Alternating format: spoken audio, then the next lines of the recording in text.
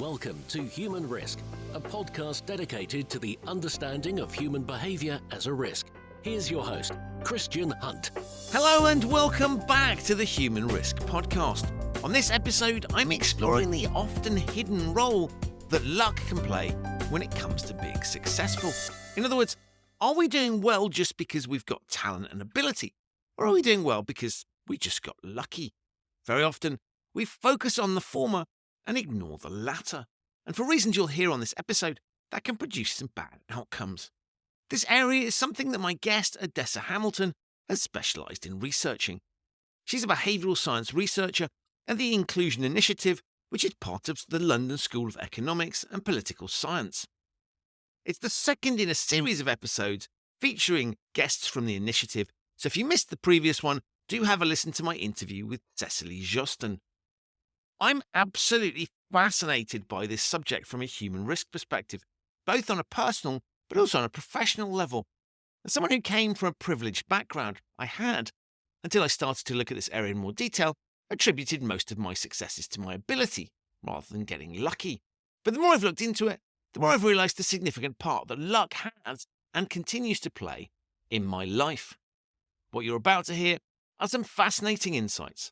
So please enjoy my discussion with Odessa Hamilton of the Inclusion Initiative on luck versus skill. Odessa, welcome to the Human Risk podcast. Thank you for having me. Very excited about today. I'm really excited to have you here. And look, before we get into the subject we want to talk about, can you tell my listeners a little bit about yourself? Absolutely. I'm a behavioural science researcher at the Inclusion Initiative, which is part of the LSE's Department of Psychological and Behavioural Science. I should probably say a little bit about what I do there. I develop and prescribe a range of pragmatic solutions to major behavioural issues experienced across organisations. My priority is to bring about sustainable and scalable change. I exploit causal statistical methods to test my assumptions, and I use the findings to inform industry by offering solutions that are underpinned by science. That is a mouthful, I know.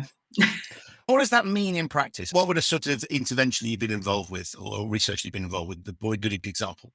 So today, actually, we're going to be talking about, hopefully, this idea of skill versus luck and how we kind of ignore luck in skill evaluations when we're thinking about success and the success of other people. So that's one research project that we're working on at the moment. And yeah, we'll hopefully delve in deeper. Amazing. Tell us a little bit about the Inclusion Initiative. What is that? So essentially, we're trying to get an idea of what things underpin inclusion and diversity and also equality, and making sure that we can leverage those things to bring about change. Fascinating. And obviously, I'm really interested in inclusion. If we want to solve the problem of the 21st century, we need more brains looking at these particular issues. And so we need to bring people in that maybe historically haven't been involved in that. And we've seen examples.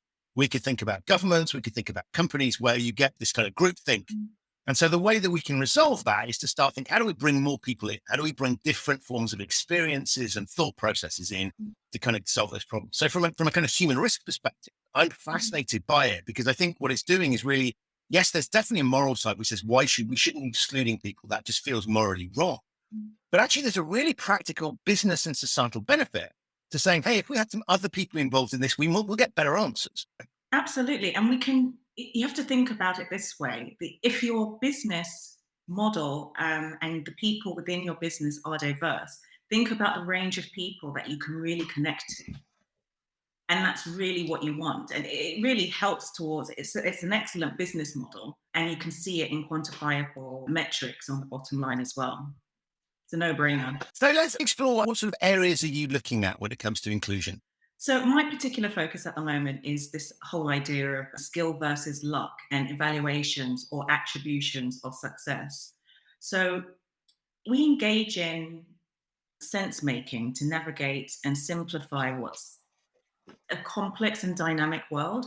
So we construct groups to predict, control, and master phenomena that we encounter. And the perception of success and how it's attributed is a fundamental occupational concern. And it has important implications for occupational engagement. And for that reason, it can be seen as a crucial inclusion and diversity leverage. There's this whole idea that individuals frequently conflate luck with skill evaluations, and we ignore how future performance tends to regress towards the mean, meaning we all veer towards a statistical average. So our performance kind of levels out across the board. But the problem is that we often attribute success to immutable factors such as gender, race, class, appearance, personality, age, health, physical ability, and so forth. And ignoring the role of luck conceals and, if you want to say, enhances privilege, even if not deliberately or consciously invoked. So, in other words, when we try to assess maybe how qualified somebody is or how well they've done, we'd say, okay, well, they've achieved all of these things, and therefore that must be down to them being brilliant at whatever it is. Right. And actually, what you're saying is, well, there's a huge amount of luck, which might be, might just literally be you've made a random stab at something and got it right. Mhm. Or it might be you had a better education, more opportunities, and therefore you haven't had to struggle in the same way as certain other people. You've had a huge amount of advantages in life. And therefore, of course, your performance is going to look better. And so if we just start to judge people based on how have they done so far, we're missing the simple thing that actually that's not a fair assessment. And you're just, therefore, what in essence, if you looked at it sort of from a raw material perspective, actually, you're not judging those things equally. And so the person that you think is performing incredibly well actually might not do as well as you, might not have as much potential as someone else, but we conflate because we're conflating those two things. And so that's from the organizational perspective. And I guess there's also a lot of people confuse those things in their own life. And so it's like, I'm brilliant at this without recognizing that they've had a huge head start. Exactly that, precisely. I think there's this whole overall sense that what we find that observers tend to ignore the existence of situational factors. So with the belief that they're weighting exclusively on these personal qualities that you've named, like skill, ability, effort, and this reliance on distributional attributions for what may be situational effects creates a fallacy, given that success is fundamentally a byproduct of both dispositional and situational factors, or skill and luck. When we look at that, you talked about how this sort of continues to build in prejudice. Can you just talk a little bit about how the compound effect, if you like, of this dynamic? Yeah, so misattributions of luck in performance can develop into false expectations on either side of the spectrum. So because you think someone's brilliant, you maybe put them into a role that they can't manage. And then because you think someone is less brilliant, you put them into a role where they're really overqualified, not in the traditional sense, but they really have skills that could be better placed in a more senior role. But you put them in a, junior role because on paper they don't look a certain way. And of course, when misattributions systematically differ by diffuse characteristics, it impacts high-stake outcomes in the labour market, such as pay, promotions, and opportunities. And so you see this, like the pay gap, for example. I find this fascinating because if you looked at any other use of resources, right, deployment of resources, at its simplest, wasting money and wasting resources because we're putting them in the wrong place and we're not getting the best possible. I guess what my dad would always refer to as tools for the job, right? Is that we're looking it through the wrong lens. And so purely, even if you didn't want to include the sort of the moral angle on it, just from an economic perspective, that's dumb, right? It's an inefficient use of resources. It looks at any other use of resources, right? Deployment of resources, whether that was sort of machinery or IT equipment, anything like that, you would say, well, we want to make sure we get the best we possibly can, right? We need the best possible use of that because it's a valuable commodity. And yet somehow for the human side of it, we get that badly wrong, right? And so what we're doing, if we don't address some of these issues, is the moral angle on it. Just from an economic perspective, that's dumb, right? It's an inefficient use of resources. Absolutely. And the thing is, you want people to be in roles where they feel that they're making a difference, that they can feel that success and that they can thrive in it.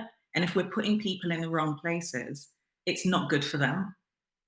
And of course, by inference, then it's not good for the business. Yeah. You talked about the pay gap, which brings us nicely onto the topic of gender. Can you talk a little bit about what you're doing in that space? Because that's a really obvious example, I think, where we all know there's statistics out there, but we all kind of conceptually know that there are certain reasons why women are disadvantaged. Can you talk a little bit about the dynamic and what you're doing in that space? Well, funny enough, gender can be one of the most polarizing issues, perhaps because it creates this kind of male against female narrative. Of course, it doesn't have to be that way and often isn't. But the issue is that historically, men have been thought to be more competent than women, which of course is a clear disadvantage to women seeking managerial, executive, or more senior or male dominated roles, despite information being offered that contradicts the stereotype. And the concept of success has been, if you want to say, epitomized through maleness. So men are typically seen as being instrumental in their own success, whereas women are typically seen as being passive. And therefore, you have this dynamic where male success is inherently explained by ability, but let's say the unexpected outcome of a woman's success or stereocontrastive outcome tends to be explained by luck or other mutable, unstable causes. So this means that, again, men become more disproportionately rewarded for what is thought to be skill without regards to the ease through which earlier successes may have been afforded. And so we end up with completely skewed view, and I guess ultimately appointment of people into roles that just is, one, is unfair. But secondly, we get some really bad outcomes because, to put it simply, we have incompetent people in positions that they really shouldn't be in. Exactly. That is causing societal problems. We don't have to look too far in terms of politics to see that in action, where people are, there are men who have been put simply over promoted or put in positions they shouldn't be in. Exactly. And again, this can be harmful to men when hired into or promoted into roles where failure is foreseeable. And then the flip side of that is that women can be overlooked for employment, promotion, or opportunity because of a perceived rather than an actual skill deficit. So you have this dynamic where women are deemed unworthy of the positions that they hold. They're excluded from key discourse. They're given less credit. People see them as outliers when they're successful rather than, something that can be generalized to women more broadly. So all of those dynamics are there. Mhm. And so how do you start looking at them? Because I can totally see what you're saying. Again, how do you research this? Because when you start, it certainly, I'll be quite frank about this, wasn't obvious to me, a lot of this stuff, until a few years ago when I started to think about it. And I'd always looked at my career, if I have been tremendously successful. And I probably have been very successful. I'm not going to question the success thing, but why did that happen? Well, the answer is I had quite a big head start, not least the color of my skin, my sex, and the education I had. So I'm aware of that. But I started looking at, okay, we're a massive problem. What do we do about it? Because as I look at attempts to solve the problem, you end up with awful things like quotas that can build resentment, possibly not even solve the problem appropriately. So as you've recognized the issue, how do you go about thinking about researching and solving it? I think the first step, of course, is getting people to realize that, this is a problem and what the underlying issues are. So this whole idea of attributions is fairly under-researched. It's quite a niche area, and many people are quite surprised by it, although, anecdotally, we see it all the time and we hear it, but we don't really understand what's happening on the undercurrents. So as to what we do about it, I think representation is key.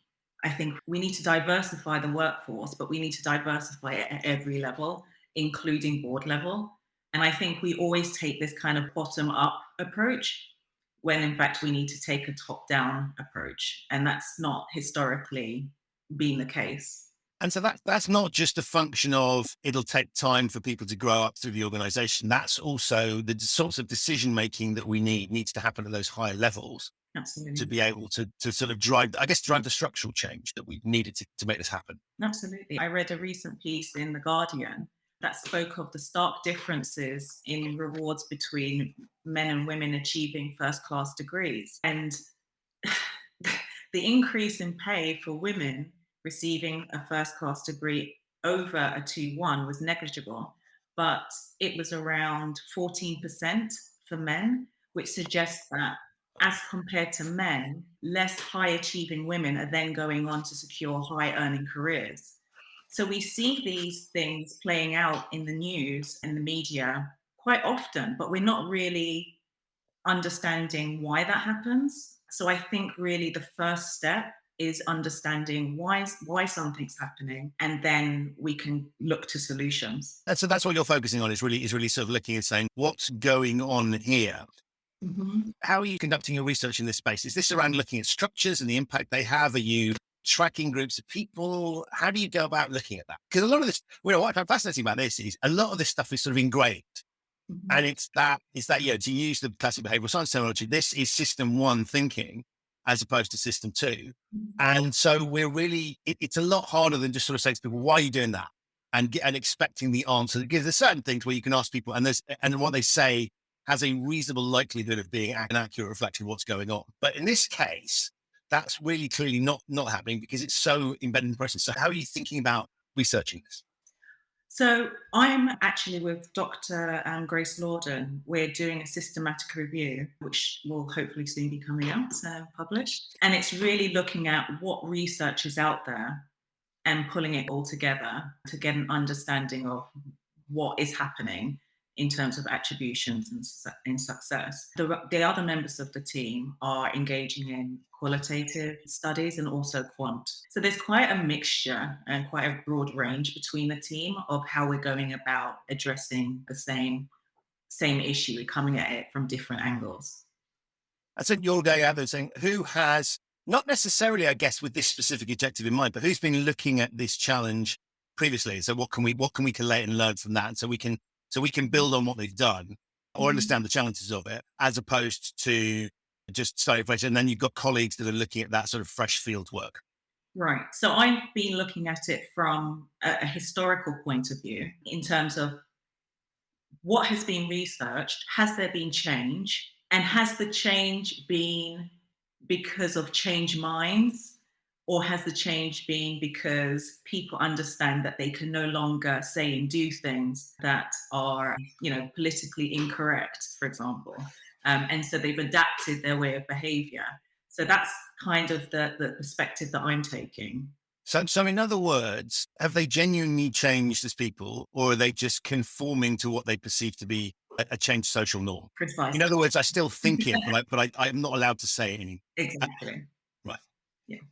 How are you finding that? I mean, is it presumably it's a combination of those factors, or is it we've genuinely got more sophisticated? I definitely think that there has been change, but there is this idea of social desirability in responses, and a lot of the authors have actually commented on that. Meaning that people are saying the thing they think they ought to say. Yes, that they know it's not, for example, right to say that women are only in their success, so they won't say it. Right. Okay, but it hasn't actually changed the underlying. That's really interesting. Okay, and so we're trying to grapple with is this just literally that, as you say, the term political correctness I think is interesting because it's sort of, I'm never quite sure what it means, but I understand conceptually what you're saying, which is this sort of, I'm not allowed to say that. I would have, like 20 years ago, I would have happily said that, but I can't say that anymore. So I'm just going to give the right exam answer because I don't want to look out of whack. But underneath it all, I'm still cleaving to those beliefs that I would have had 20 years ago. Precisely. Wow. I'm fascinated by that. How do they go and deal with that? Is that a case of looking at words and actions and comparing the two things? Is that how they solve that particular thing?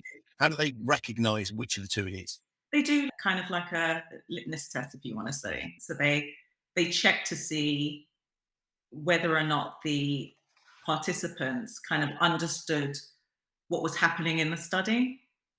And if they did, they try to adjust for that in the results.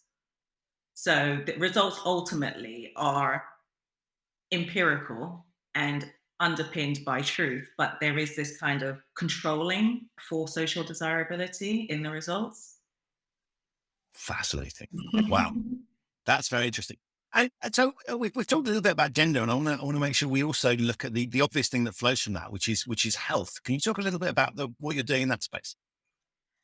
So people seldom think about health actually until it compels them. There's a saying, it's said that health is a staple of wealth, and there's no health without mental health. And so you see they're all intertwined. Although health, whether physical or mental, creates a slightly different dynamic to one's socio-demographic status as it follows a different trajectory, and of course is a less stable construct. I would say it's fair to say that it's not even in the same playing field as the others. People with health conditions and disabilities have an added burden that takes away from the single focus of that an otherwise fit and able-bodied person typically has. So they're forced to try harder for the same rewards. The road is rockier. They have to be more relentless, etc. I can give you, for example, take competitive swimmers, for example. One's sight impaired, perhaps with low visual acuity or no light perception, so has to overcome the added burden of navigating this disability by refocusing just a portion of attention to this audible sound of tapping while in the water. And this is in addition to being intently focused to their speed and their technique and their accuracy, like all the other swimmers. So interestingly, most people would accept that they have this added challenge or disadvantage, right? And would not think twice about the role of luck. But what are those conditions that aren't apparent or immediately discernible, like diabetes or autoimmunity or bipolar disorder or a plethora of other conditions, much too many to name here? And I think it's really interesting because there are obvious examples where we can all find ourselves in situations where we struggle slightly. So I was thinking, go to a country where you don't speak the language as a good example. Mm-hmm. And you are having to concentrate much more about what is going on because otherwise you won't, I mean, simple terms, right? You won't get fed, you won't get where you want to get to. There's a whole load of things that won't happen. So there's a lot more effort required. And for me, that's a really interesting parallel with what you're talking about here, which is we all instinctively know what it means to be sort of bogged down by some faculty that we don't necessarily have. So the language would be, and of course you're right. If somebody's carrying a health condition that is debilitating on some level, and therefore they're unable to respond to things. And because most, health is interesting, as you say, physical disabilities are obvious, Mm-hmm. but in many cases, the mental ones are not. And so it becomes much, much harder. And so I think that's a really interesting piece that says, okay, not only, and this I guess brings us to a broader thing about when we talk about inclusion, it's not just people that look differently. It's people with all sorts of, so it's this neurodivergence that we need to think about, and therefore bring in people like that. So it's the same challenge, if you like, but it's just, I guess it's less obvious, right? In the things you're talking about, because generally speaking, we can look and say, well, that's, male, female, it becomes a sort of relatively obvious piece. This is much more hidden and so much more challenging.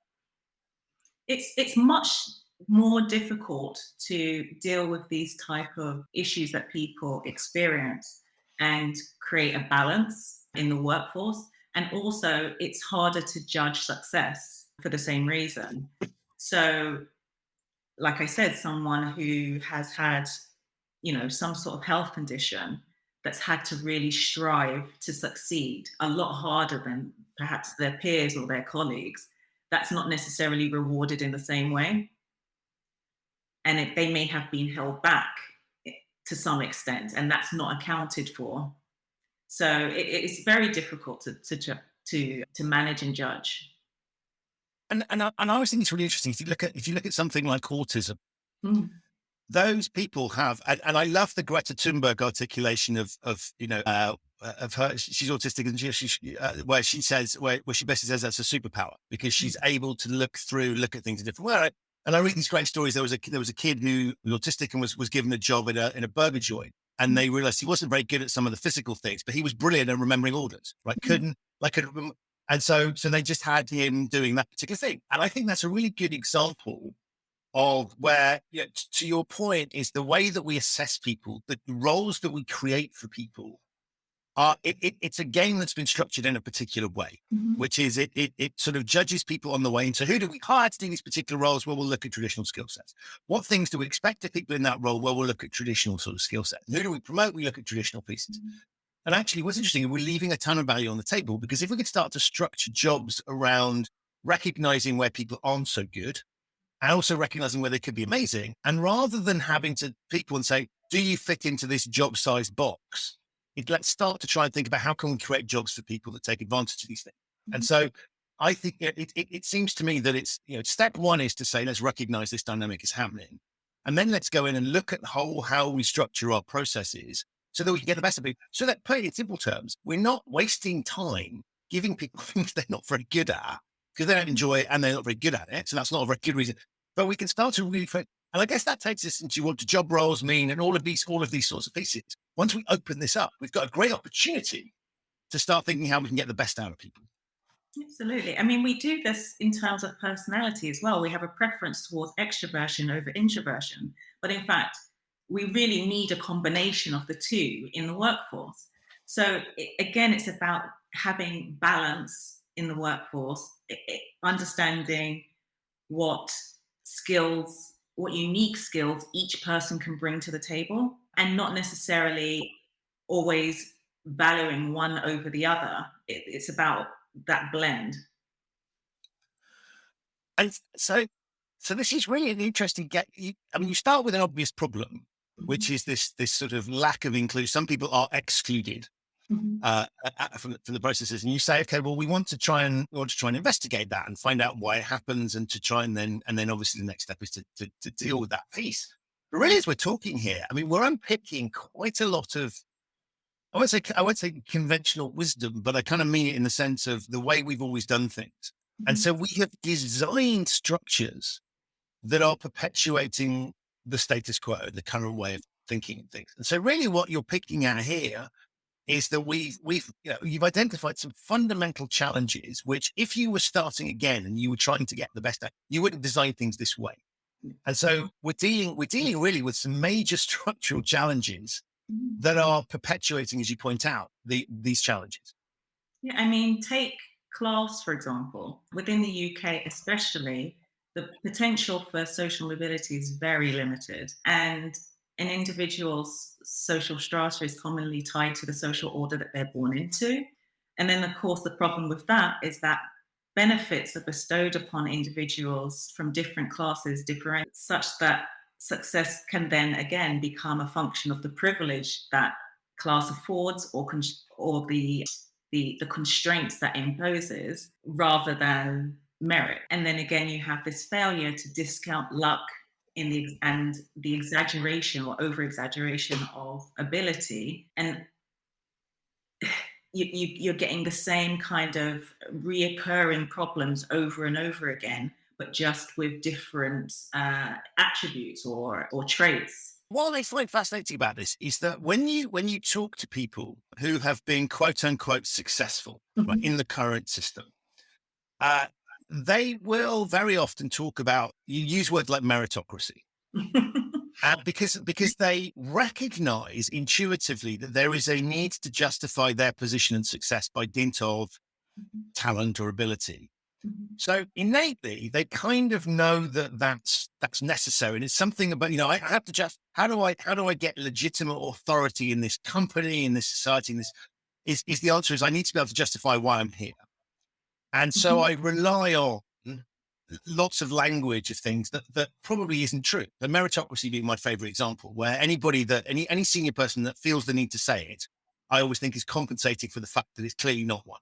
Because if it was one, it'd be blinding obvious and you wouldn't need to say it. And secondly, if you're making that sort of speech, you're obviously in a senior position with an audience, right? It's not the sort of thing you'd say to someone one-on-one. Exactly. And so I find it really, really fascinating that we have this basic human need to justify things through that. The reason I have a title, I have an experience, I got this degree, and therefore that's why I'm allowed to do this particular thing. So we understand this intuitively, and yet it's based on, I'll be slightly radical here, it's based on lies in many cases. Exactly. I mean, another example can be seen again in early career, like many in the higher social stratums, I was fortunate enough to be able to volunteer for an extended period of time while studying. And this was in contrast to some of my peers that had no choice but to work alongside their studies to meet essential food and housing needs, etc. And so this difference, small, which kind of is often overlooked, that this difference meant that I could engage in more meaningful career-focused work experience rather than an unrelated role in, say, retail, for example. And having resources narrow social mobility. Sorry. Therefore, you see that having resources narrows social mobility and feeds into this myth of meritocracy, because some people do have a head start, but that's not to say that they're not hardworking, intelligent, diligent, etc. But it circles back to this idea that success is a byproduct of skill or luck. And there is a lot of pushback to this whole idea of luck. And I think it's because ignoring luck in the role of success is said to fulfill the most basic needs of an individual at the upper end of because it's protecting their self-esteem and also their self-value. Think about it. People want to, we all want to feel like we are responsible for our own success. There's a feel-good factor, taking ownership of the good things that occur in our lives. And by contrast, we tend to look to external explanations for our failures. And another reason for the pushback against this notion of luck is that it challenges ingrained convictions on wealth-related meritocracy, which has the potential to disrupt the existing societal benefits and structures. And that, of course, can alter power dynamics. And well, those in power, of course, don't want to lose it. So it's quite controversial for that reason. I mean, it is interesting, right? Because if the moment I start to dissect my own privilege, and it starts to feel, you're right, it starts to feel incredibly uncomfortable because, okay, the only reason, and I sort of contract it back, is I went to a really good university. The only reason you got into that university is because you had a really good education. Like, and at what point have I added some value here? Or have I just been a passenger into event? Now, I certainly haven't been lazy in my past, but there is an interesting parallel universe question for me about to say, well, if I'd been born into a different environment, would I have had those, without those opportunities, would I have been successful? I think that success, quote unquote, would have looked very different. It might have looked the same, but I find it's pretty unlikely. But that, as you say, that's a really uncomfortable thing to think about because it makes me feel kind of useless. Exactly. Because there's nothing, in many respects, if I wanted to take my sort of anger around this to a logical extremity, I would be just go, but that means like, that's an attack on me. I mean, it's not like I've done nothing, but in simple terms, I have to recognize that I sort of had you can either call it a head start or you can call it a sort of tailwind, but there was something helping me do the things that I've done. And of course, you're right. The moment you start to point that out to people, it makes people feel a bit useless. And of course, you don't want to give up the privileges that come with that. And so that's quite a big challenge. And so I find it interesting when you talk about that. I mean, are you finding opposition to the idea of what you're doing? Are there lots of people sort of sniping at the sidelines on this? Because I could see some vested interest looking at this going, I'm not sure I like where this is going. Well, I think it is an uncomfortable place. And none of us, again, like to be told that, it's only because we're privileged that we're successful. And actually, it does feel like an attack in many ways. And so that's why you have this kind of pushback and, kind of diatribe between groups. But again, it doesn't have to be that way. It can just be you accept that your success is a weighted byproduct of skill and luck, and that's fine. And just making that acknowledgement and seeing that and understanding that other people's road has not been as smooth or as straight, that's okay. It doesn't have to, you don't have to be beaten over the head with it. There's no need to apologize for it either. It's just understanding that there are differences between, people's experiences, and some may have to have worked harder than others. And that's a really interesting point, actually, because I think there is a lot of it feels like, well, I need to flagellate myself. And I think, there's nothing one can do about it. In respect, because if you've been given something, of course, right, it'd be slightly weird to turn around at a young age and go, well, I don't want that. Right. I know that's about, I'm going to ignore that and do other things. That wouldn't be an intelligent decision. Right. And so I think that's a really interesting observation there, that this idea of inclusion isn't about saying, well, let's just attack the people that have these things. It's about saying, let's try and bring the average level up, Right. as opposed to kind of knocking these people down off their pedestal. Now, implicitly, that it does feel like a little bit of a winner and loser game. And if I admit this, then I'm going to have to give up certain things. But it also is quite liberating when you start to think in those terms, because suddenly I recognize that I think it always allows you to recognize what your true value is, because I start to sort of sit there and say, okay, what I can think about certain things that I've benefited from that definitely came directly from the education that I've had. But then there've been other things that I've hustled myself and made happen. Now, as a result of having that, sure, but I've sort of been able to, and so in many respects, I think it allows you to value much more the things that the skills that you can bring, as opposed to the bits that are elements. And of course, they're difficult to disaggregate, but I think it's quite healthy to be able to pick that out and to start to then say, well, I can feel really proud of those things. And perhaps I should be less proud of the degree that I got or the university that I went to, because maybe that wasn't all my own doing. Whereas some of the other things that possibly don't come with a qualification, don't come with a badge, maybe much more me being uniquely me and bringing my own skills, as opposed to the luck that I came with. Yeah, exactly. And I think that people have to understand it doesn't have to be a zero-sum game. And it also doesn't have to be a them against us situation. What it is about getting people in the right roles for them.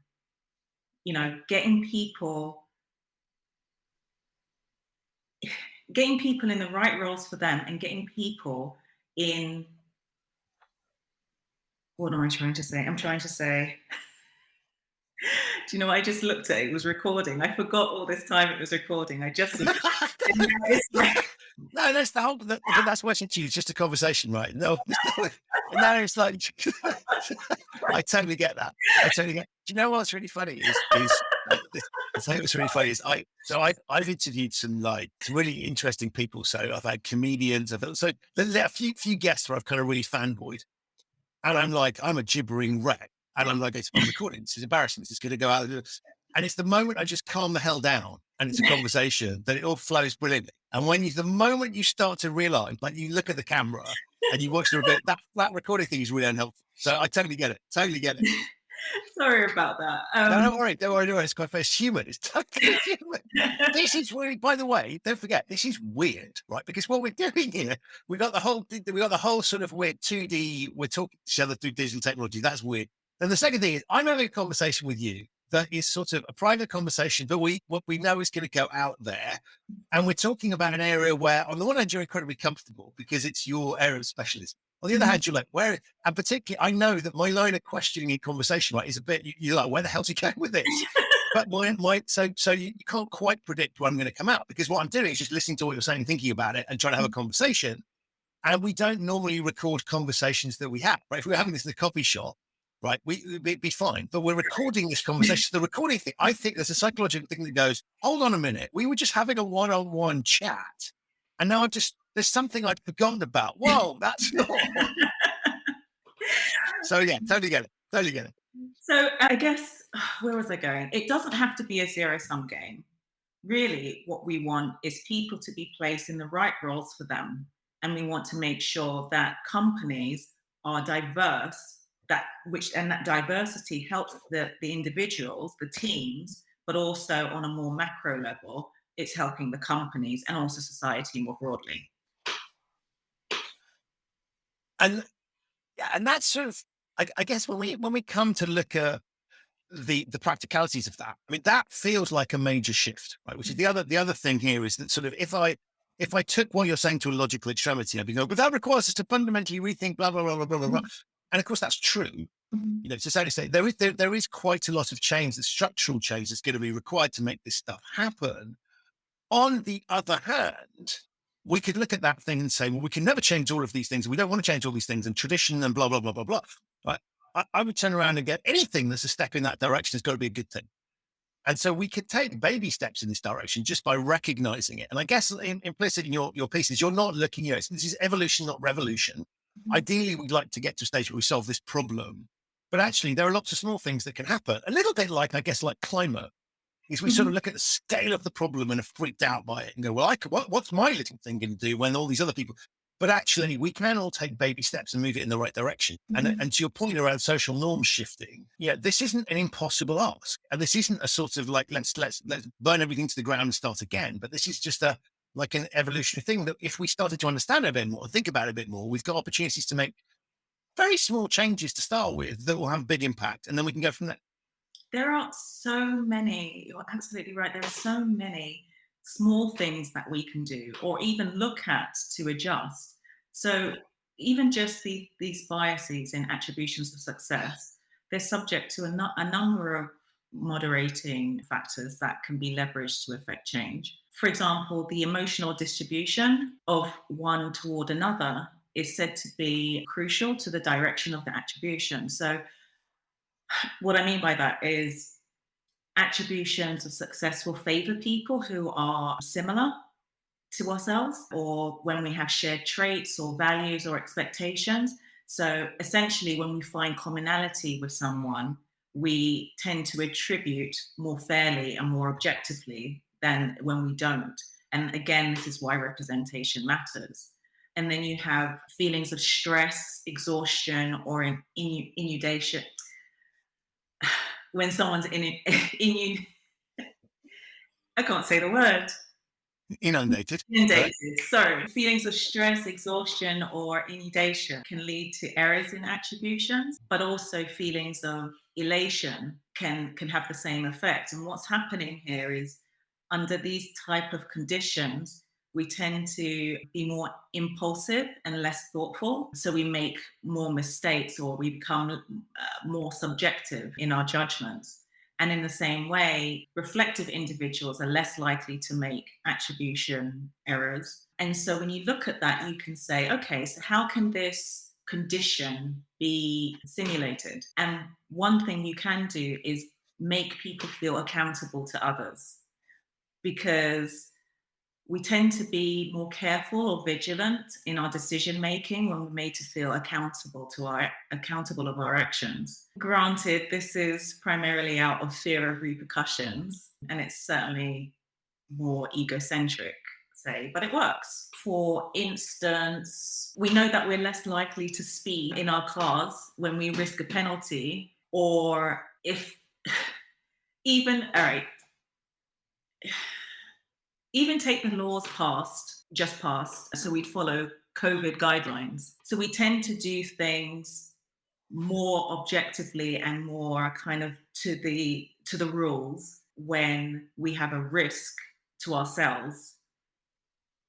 It's not right, but it's just what it is. Right. So in other words, to take speeding, for example, you're saying like, if it feels like a safe stretch of road, and of course our perception of the risk might be wrong, but if we make it, I don't know, on the motorway at 2 o'clock in the morning, there's no other traffic there. Mhm. That's a much safer time to speed than it might be if there was tons of traffic and loads of big trucks there that we might have an accident, and maybe there's some road works and lots of other things going on. So Mhm. we will make an assessment there and go, actually and it's not a sort of conscious kind of like, well, weigh these things up. It's just like sort of gut reaction is like it's that's 2 a.m. speeding scenario feels a lot more legitimate Mhm. than the roadworks, loads of trucks, the foggy conditions, let's say, and therefore that's the sort of thing you're talking about. Well, it's more if I'm on a 30 mile per hour stretch and I know there's a camera Right. and I'm more likely to stick to that 30 miles per hour stretch knowing that there's a speed camera than if there wasn't. I'm more likely to go 40, say, Right. or dare I say it, 50. I mean, Hopefully. it's a hypothetical example, right? You're obviously not talking about your real driving thing, but I get the point theoretically. Right, right. And, again, on the motorway, if it's clear, you're more likely to do 80 miles an hour rather than stick to the 70 because you want to get home. Right. Wow.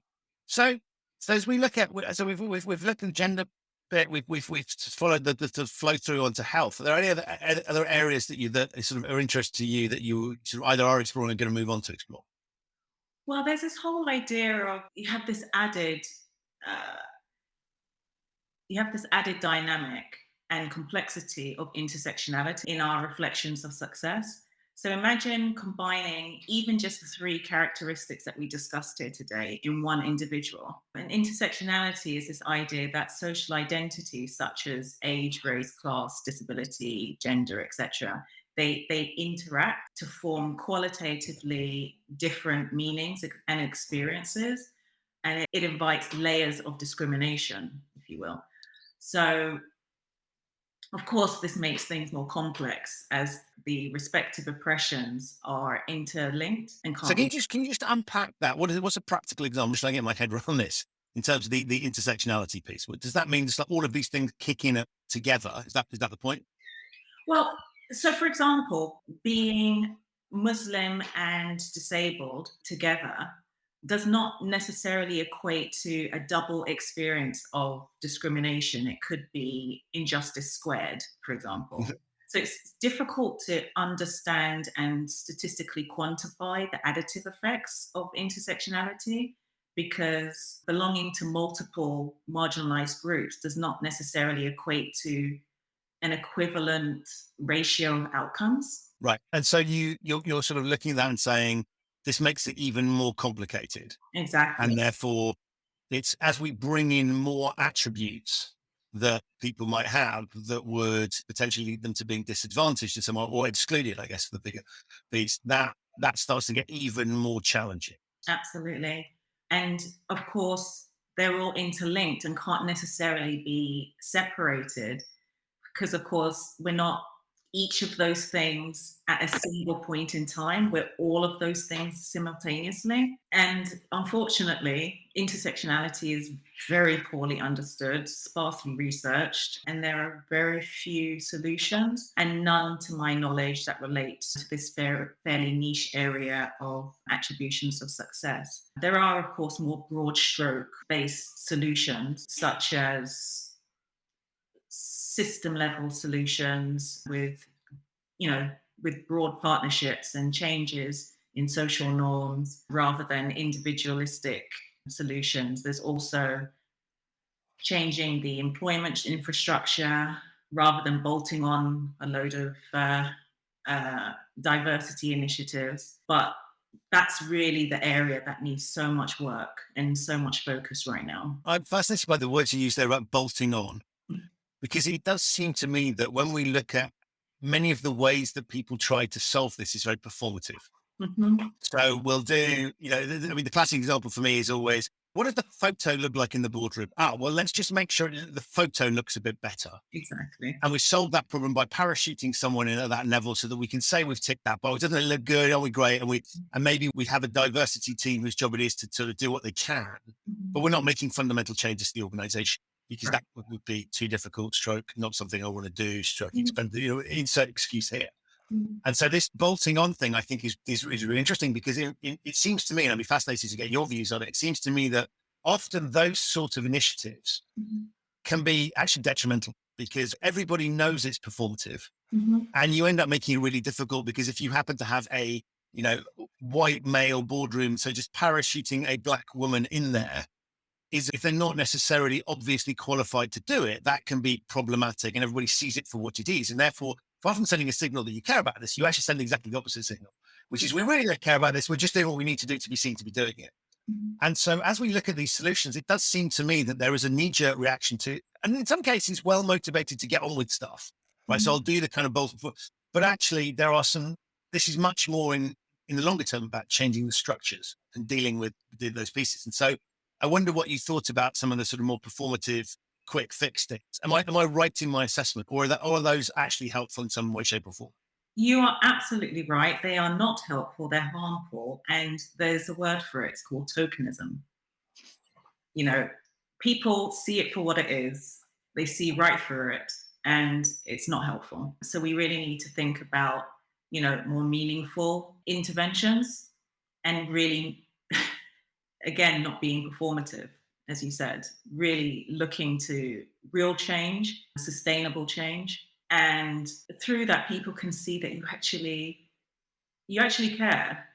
And that matters, actually. It's interesting, actually, you used the word sustainable, which I'd never really thought about it, but actually taking my example of parachuting that single black woman into the white male boardroom, Mhm. if for whatever reason she decides to leave, you haven't solved the problem at all. It's not sustainable in any way, shape, or form, because actually you're just going to have to do the way you solve that problem is to do it again. So it's almost like if we looked at sort of a different example, it's kind of like we can, if you've got country where people are starving, fine, do some emergency food drops, but also teach them how to grow their own food and how make sure they've got, because otherwise it's not building a sustainable solution. It's constantly going to require these sorts of interventions. Mhm. And so that's I hadn't thought about that before. There's a really interesting perspective of saying actually these things aren't sustainable and they don't feel sustainable. And they're a quick fix. Mhm. It's like a sort of diet pill that doesn't really work, but we can kid ourselves that it does. And that's interesting. But of course, to solve these things properly Mhm. requires much more effort and takes a lot longer. And so in many, it's all, I'm struck by the parallels between, you talked about things that are invisible. Mhm. And in the same way, if you want to change structures, that involves changing a lot of things behind the scenes, Exactly.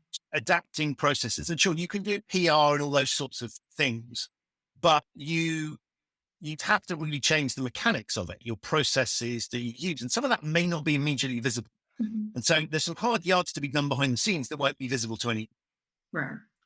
And you also have to think about if you have a boardroom of, say, white men, and you put a black woman in that boardroom, what's her support system? What's her network?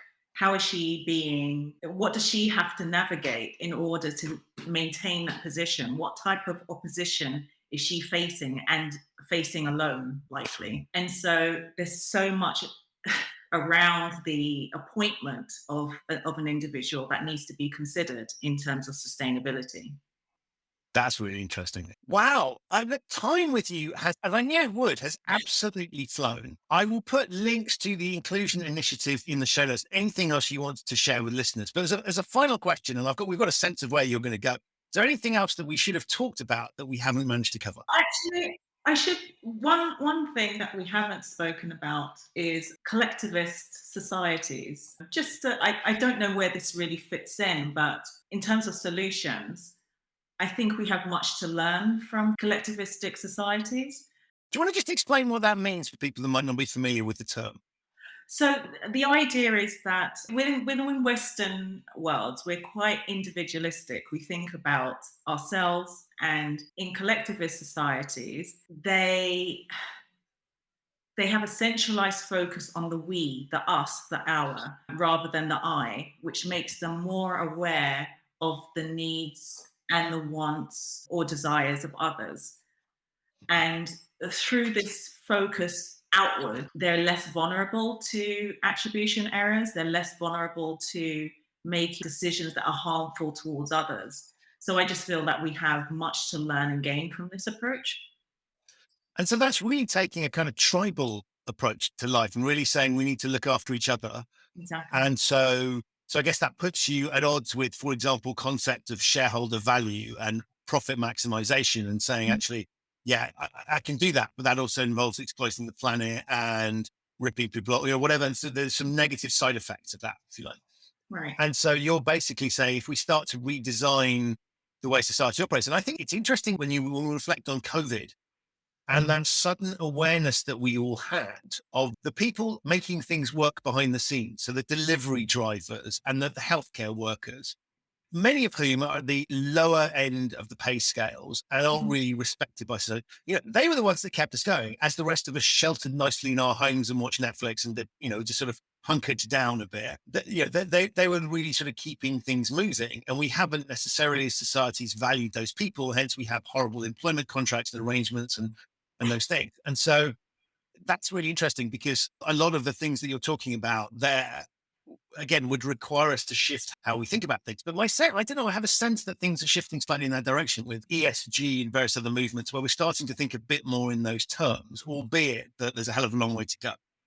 I think there is definitely a hell of a long way to go. I'm not sure if I'm that as optimistic, really. I mean, we had to really, really be forced and drilled. It had to be drilled into us to wear our masks to protect others rather than ourselves. And, if it's for ourselves, sure, we'll put the mask on. If it's for others, I'm not so sure. I mean, we engaged eventually, but I think it does take a lot for us, at least in the Western world, for us to really do things for the betterment. But I think we can all benefit from that. And I think if we see that the benefit in it for all of us, we're more likely to do it. I love that. I don't know. Maybe I'm just trying to. Oh, it's a glass is half full, most of it. But I think you make a really good point. And it's been an interesting experiment in what do we, what would we like to think of ourselves as doing, or what do we actually do? Right. And you're spot on in terms of the sort of COVID piece. I would throw in, since both of us in the UK at the moment, I would throw in the beautiful mix. But I'm not sure the best examples were always set at the top of the shop, as we discovered. Wow, there is that. So I think it's sort of difficult to role model that if you haven't got the right leadership setting the tone, then that's not going to help either. But I take the point around the society and the way those things operate. If people want to get hold of you to find out more, is there a way that we can do that? Absolutely, I can leave my email address. No problem. Fantastic. Well, I won't put your email address in the show notes, but I'll put a link to be so that people can manage to get hold of you. Because I think you would have sparked some interesting pieces. Odessa, thank you so much. One, for the work that you're doing, because I think it's really important and really interesting. And I'm a huge fan of what Grace is generally doing, and you're a key part of that. So I'm absolutely delighted to have spent some time with you learning more about it. I wish you all the success in the world, and as and when you discover things, please do feel free to come back on the show to tell us about them. Absolutely. Thank you so much for having me. So that's it for this episode of the Human Risk Podcast. My huge thanks to Odessa for appearing and to you for listening. To find out more about the Inclusion Initiative and to listen to episodes featuring other people from it, have a look in the show notes. There are links to those there. If this is your first time listening to the Human Risk Podcast, welcome. You can subscribe wherever you get your quality audio content. It's available on all of the major podcasting platforms. To find out more about human risk and the work that I do with my clients, visit human-risk.com. I'll be back very soon with another episode of this show, but in the meantime, have lots of success, and remember, sometimes it's down to talent, and sometimes it's just down to luck. Either way, I wish you lots of all of it. Stay safe, and thanks for listening.